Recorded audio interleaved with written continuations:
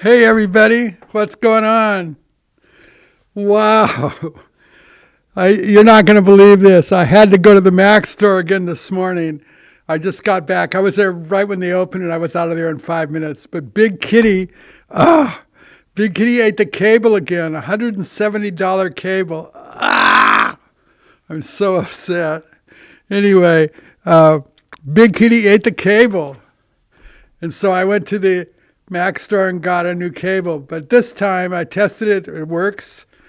And so I took the cable and I wrapped it in tape, in Gorilla Tape. He likes to eat plastic and certain cables. He's very discerning, but he really doesn't like Gorilla Tape. So I wrapped my whole brand new cable in Gorilla Tape. And it's ugly as fuck and it's now stiff and it's not all pliable and nice. But that's life with Big Kitty. Man, he fucked me up. I got up this morning. I was going to do the podcast bright and early. I turned on the computer, black screen. And I'd put a box up by where the cable plugs in so he couldn't eat it. He stuck his little head around behind the box. And I found a place where he bit the cable. And it's such a sensitive cable that if it has any kind of damage at all, it doesn't pass the data. That's what they were telling me the other day. But at least I didn't lug my computer in. At least I didn't take all that shit. And I knew exactly what was wrong. I looked, I saw the little bite marks. I fuck, $170. You're a bad kitty. You're a bad kitty. Yes. I'm taking my shirt off. God, the kitty, man. He fucked me up today. I couldn't believe it. I really didn't like buying new cables. I bought two of them because I need a spare in case he bites somehow through this one. But I taped it up pretty good. I don't think he'll bite it. I think we're okay. Wow. What a nightmare, huh? Everybody? What a nightmare. Anyway. Let's see. What do we got here?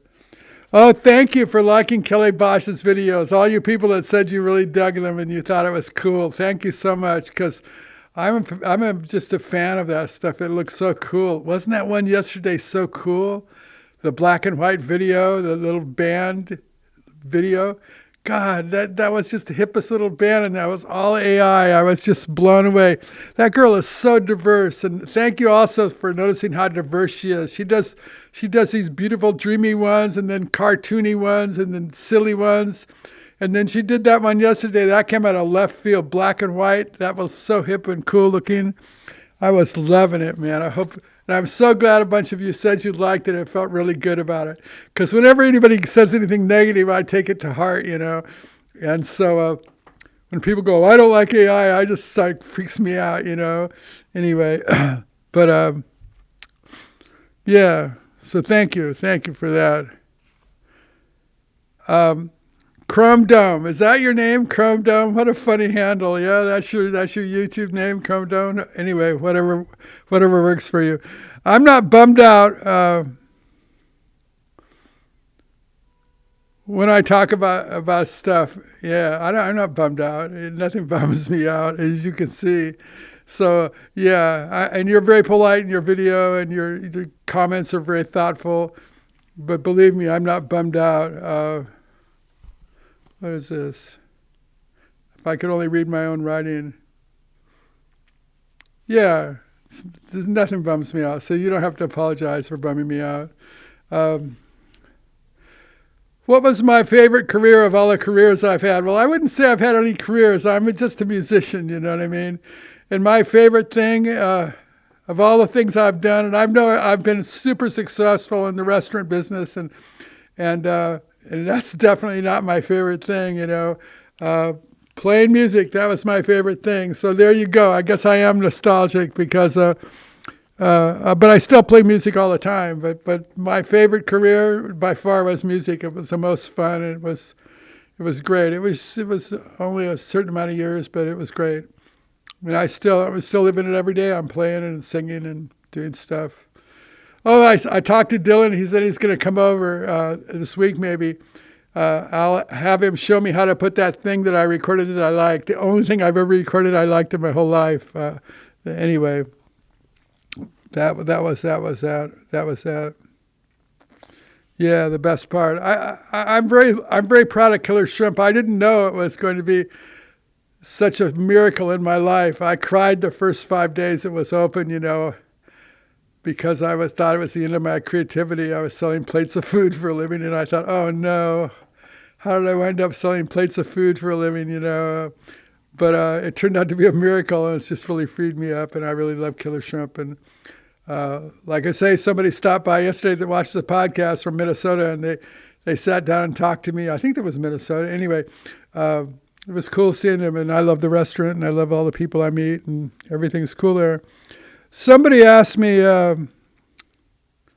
Carol asked me, do I have an electric bike in Venice? Of course I have an electric bike and I have a regular bike. But what kind of electric bike do I have? It's it's a cruiser bike. It's called a Como. So it's not a real sporty bike. It's pretty pedestrian. It's pretty pedestrian, but I like it a lot, and it's bulletproof, and it works for me. I can go very far if I have to. But it doesn't have a throttle like a motorcycle. Like I had one electric bike I bought. It had a throttle like a motorcycle. And I said, fuck, I'm riding a motorcycle again. Even though it was a bicycle, it was like a motorcycle. And I realized, no, I'm going to get hurt again, because I got hurt in 2012, broke my neck, my shoulder, my collarbone, all my ribs. My brain was hemorrhaging. That was a serious wreck. It took me down for like a year. I wasn't the same for a year. I don't know if I'm still the same. My shoulder, anyway, I don't know if will ever be the same after that. So I didn't want to do that again. So I sold the bike that had a throttle because it was just like a motorcycle, except it was called a bicycle. But the fucking thing was fast, and it was like a motorcycle. So I sold it. But the bike I have now is a Como, made by Specialized. The model is a Como, and it's a cruiser bike, and I like it a lot. And it only assists you when you pedal. So when you pedal, it is pedal assist.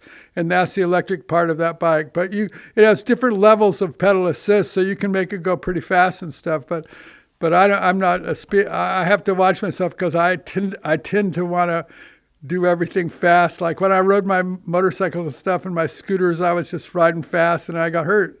So I can't do that. I gotta watch myself. So I have a cruiser kind of bike, and I cruise along, and that's what I do. I don't go fast.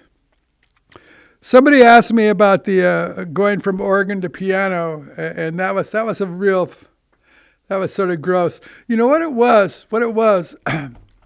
I saw all the guitar players were having so much fun, like Hendrix and all those guys, and they're going, and they're holding their guitars up to their amps and just feeding back, and they're just having so much fun, and just they were flying, you know what I mean? They were flying. And my organ was, and I hated it, And so I quit playing organ because I was just tired of that same sound. It wasn't flying. And I saw that guitar players were having so much fun, I mean, their instruments were they were flying, they were taking off. And I was just playing this organ, And you got to understand, the organ's not pressure sensitive or anything, the keys. So it's just a switch. Each key is just a switch. You hit the switch and the key makes noise. You let go and it stops making noise. And then we had a foot pedal on it to try to give it some expression because it's so cold and unemotional. And so I was really over the organ by the time I quit playing it. I was over how limited it was, and I was over. It only made one sound that I liked, and it was just a dead end street to me. So then I started playing piano, and that was a joke, trying to play grand pianos at the gigs and stuff. Oh, by the way, I always took my own organ because I had a special organ, and so that was what I did. I took the organ.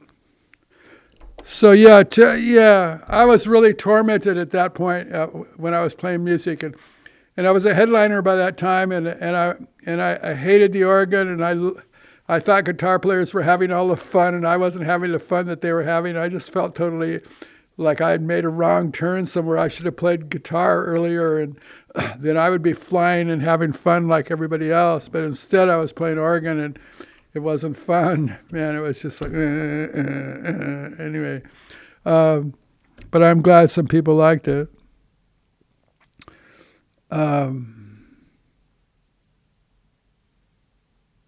Durko, yeah, that's the person who asked me that question. So that and I was really yeah, I felt creatively bankrupt also at that time. It was a very hard time for me emotionally. I felt creatively bankrupt. I felt like the organ was a dead end street. Uh, and it weighed 250 pounds. Imagine if your guitar weighed 250 pounds. I know I've said that before, but guitar players, they just put the guitar in the case and they come swaggering in with their axe and they're ready to go. And me, organ, you need a truck and you need a van and you need organ dollies and you need two guys that have got big muscles because it weighs 250 pounds and it's like moving this fucking thing, and like. It wasn't liberating. It wasn't you weren't flying away into the universe. You were just stuck on this thing, and I really felt stuck on the organ and I didn't like the way it sounded. Hello, big kitty. Hello. Everybody, here's the culprit. Here's the guy that bit my cord and fucked me up. $170 you cost me. You cost me a lot of money today. You cost me a lot of money. You cost me a lot of money. Anyway, I love the kitty. I love you, kitty. Don't even think about my cables either, man. He's walking over there near him. See, now I'm getting nervous. Anyway, yeah, the organ was really limiting. And I know some of you say, oh, we like organ. Well, I liked it too for a minute, but I got tired of it really quick. And like I say, imagine if your guitar weighed 250 pounds. How many of you guys would have stayed playing guitar for your whole life if it weighed 250 pounds? Every time you wanted to go somewhere and played, it was a whole fucking thing, to just go there instead of just walking in with your case like a gunslinger or something. Anyway, you can imagine that. Imagine if your guitar weighed 250 pounds. Yeah, how much would you play it? How long would you go around and have fun? You wouldn't. Every time you played it, it'd be a big deal, big ordeal. So that's how I felt about the organ. And today I have great keyboards and they're pressure sensitive. So when you hit the notes harder, it's expressive. And it's really, all the keyboards are like that, by the way, not just the one I have. But yeah, they're very expressive and keyboards are way more expressive now than they used to be.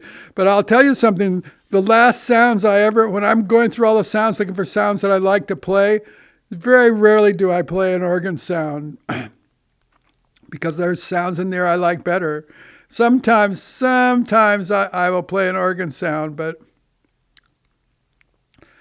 very rarely. Yeah, I can find other sounds that are more expressive. And something I'll tell you about in the new keyboards that are pressure sensitive, when you go into the organ mode, the pressure sensitivity turns off. And it becomes like an organ, on, off. So they even know, the people that make keyboards now, they know that if you want to make an authentic organ sound, it can't have pressure sensitive. So that just you can't play expressively. It's just horrible. So I very rarely choose organ sounds. And I'm sorry if that's disappointing some of you. But I don't know. I felt really, I felt like I was at a dead end street with the organ. And so I played piano, and that was even worse. So then I started playing guitar, and I didn't know how to play guitar. I didn't know how to tune the guitar.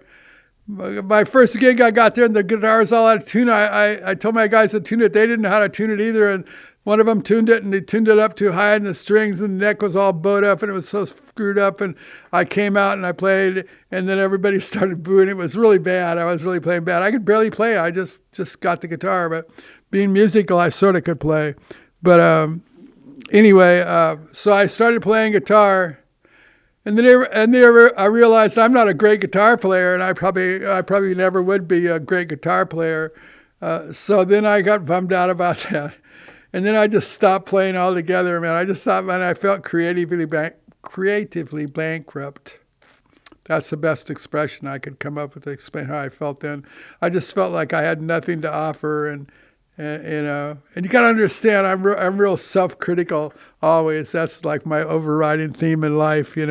I'm self-critical, even though I have fun being self-critical. It's the weird kind of balance because I'm really having fun all the time, but at the same time, I'm really self-critical.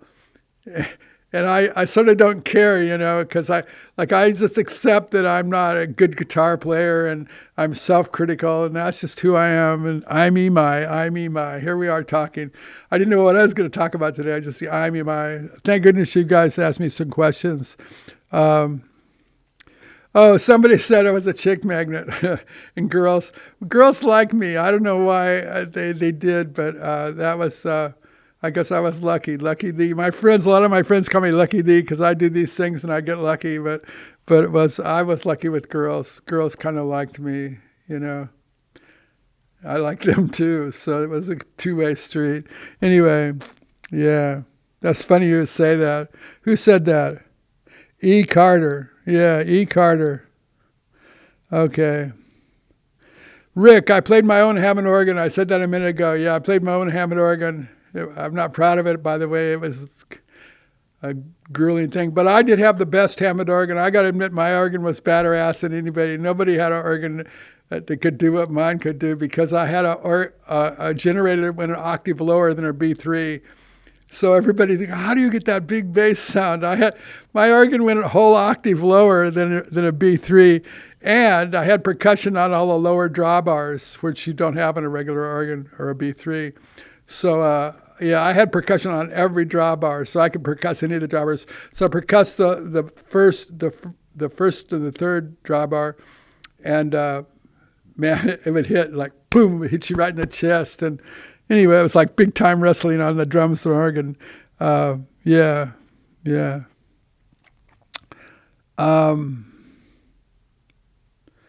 Atlantic City, I guess that's someone's name. Barrel, I recorded in that room, that wooden room there, and it didn't have the best acoustics, but it had carpet on the floor, and it was all right. And we recorded an album in there, and that album sounds okay. But you're right, it wasn't the perfect acoustical environment. After that, I built a studio in Hawaii, and it was a perfect acoustical environment. We did everything right, and had bass relief in the walls, and soft and hard surfaces, and it was premium, yeah. I didn't really record too much in it, but it was a good room. I had a truck, a mobile truck with all the recording equipment in it, and a big glass window. And then the building had a glass window that corresponded to the window of the truck. So I just backed the truck up, and the two windows would be together, and I have an instant studio. So I would ship the truck from LA to Hawaii, Mill Valley to Hawaii, and back and forth in LA, and yeah. So you're right. That wasn't the best environment in the Barrel album. But what did I know? I didn't know anything then. I didn't know anything. That's the truth.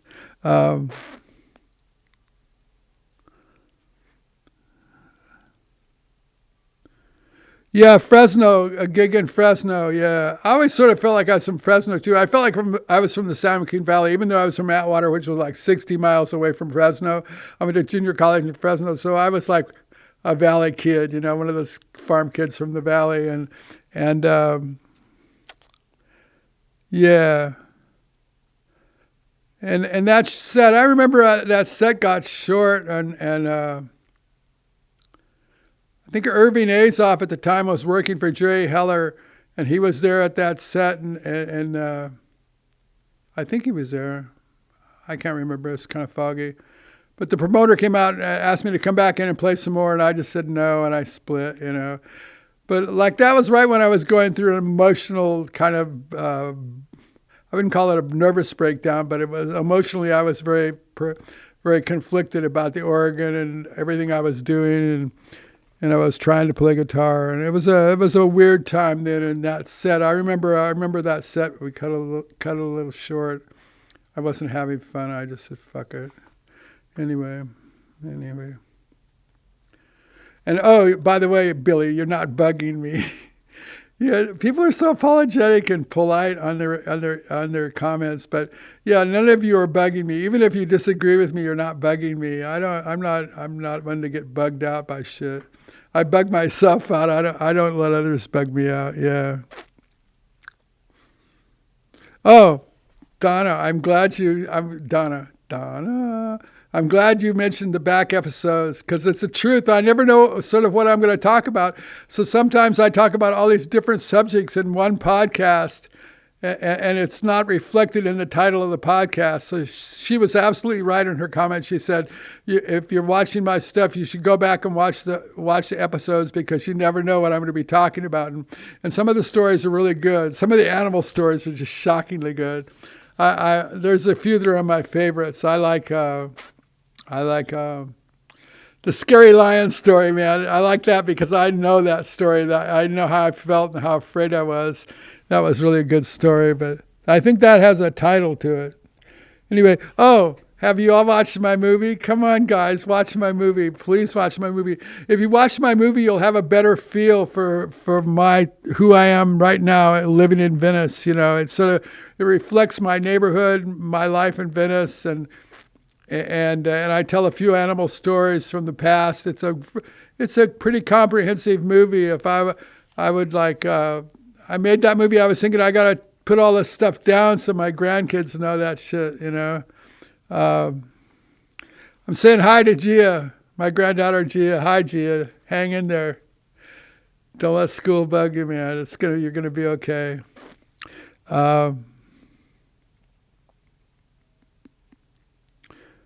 was my favorite song to perform? That was a good question. I thought, what was my favorite song? And then what was my favorite song to write or something, you know?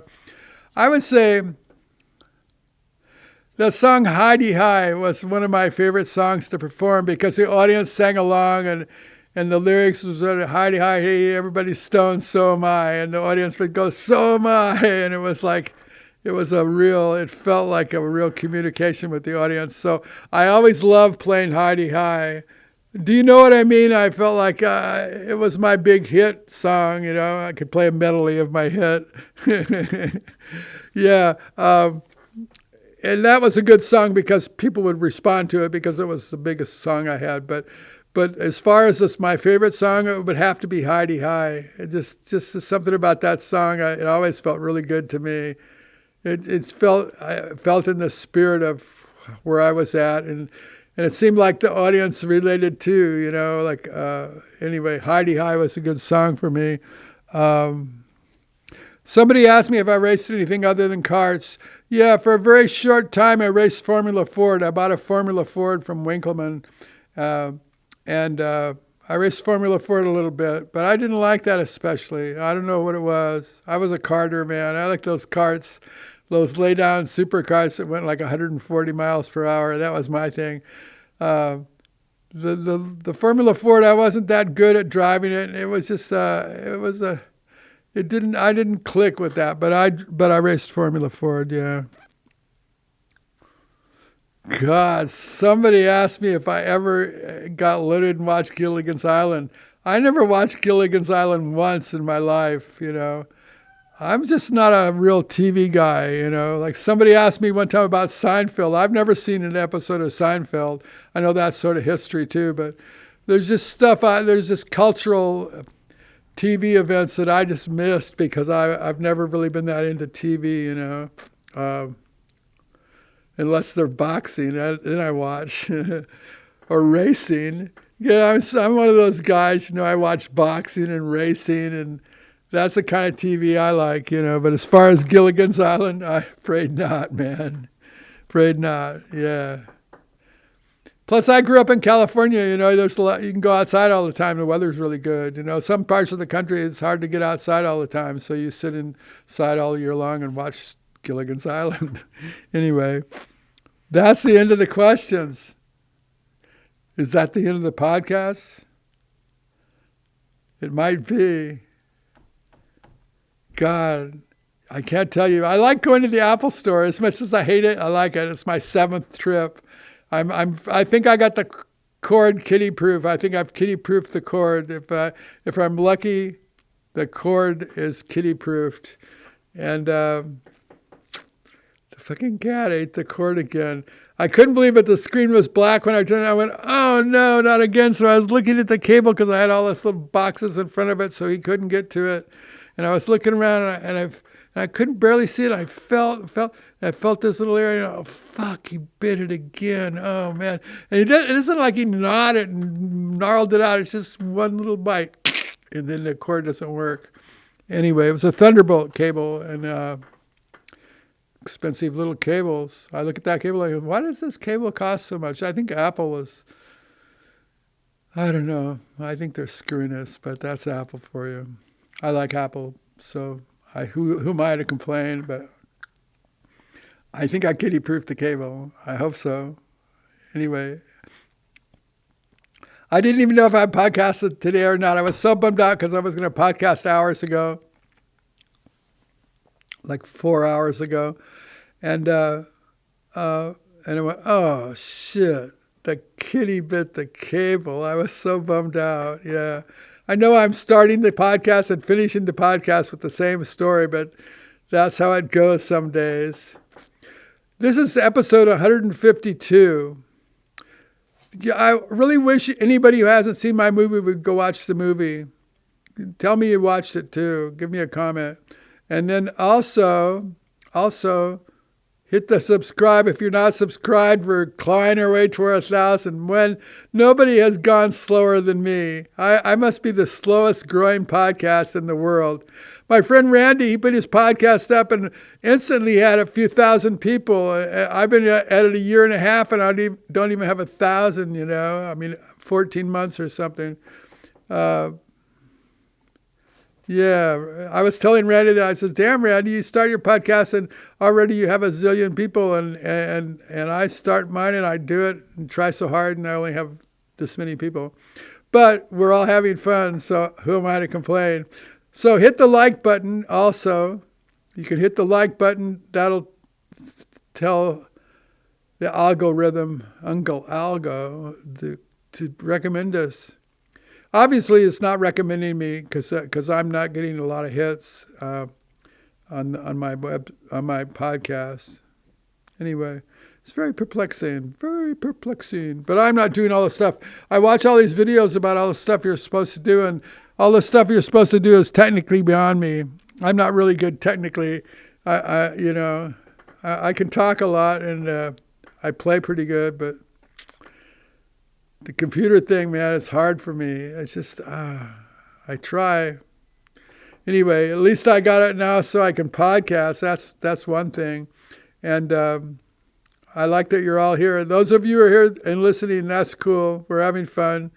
And I'm not getting discouraged, so I appreciate your words of encouragement, but I'm not discouraged because I'm having fun. And, if only a few hundred of us are watching, that doesn't matter. We're having fun, and that's what's important. And I look forward to doing it every day, and some of my friends have told me they look forward to hearing it every day. So there we go. It's an inside deal, this podcast. Maybe at some point the public will find out about it, but for the time being, it's just us, and we're having fun. So that's what we're doing.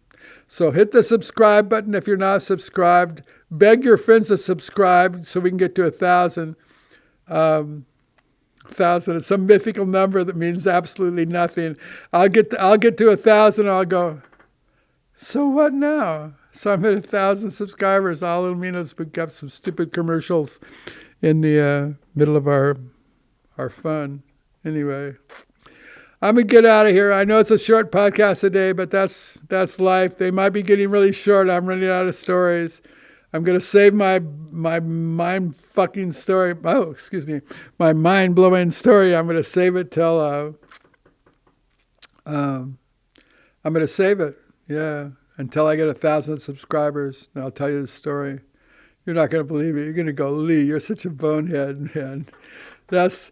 Some stories, man, you really tell how you talk about doing stupid shit, man.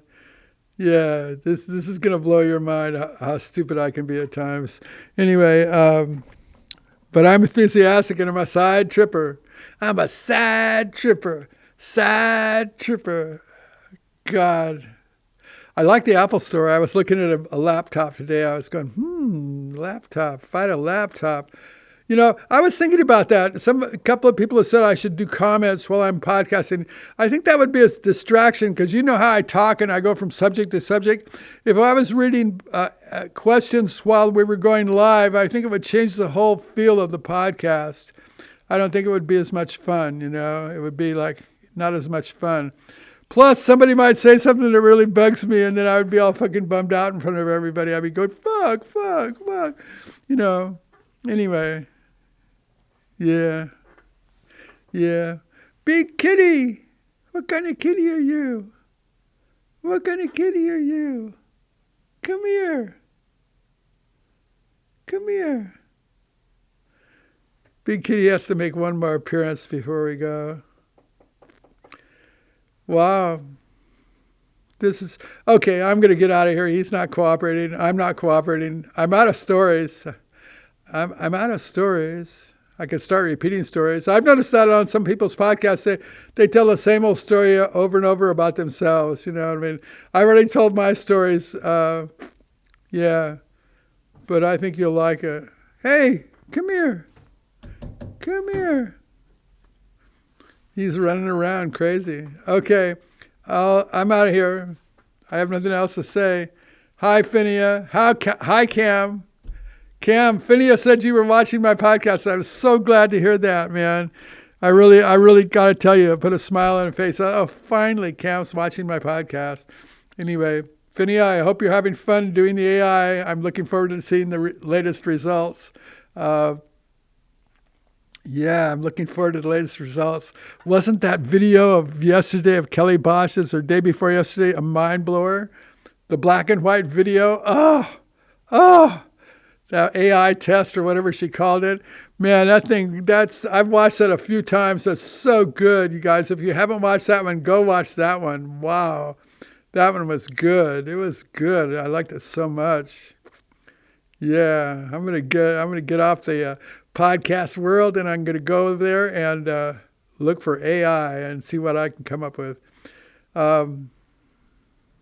Yeah. Okay, everybody. This is the end. This is the end. I'm going to try to post that song this week so you'll see that song I like that I recorded. It's not really a song. It's just me sort of jamming and scat singing. But I think you're going to like it. At least I like it. And if you don't like it, what can I do about it? That's life. Okay. 3, 2, 1. I'll see you all tomorrow. Bye. Poof.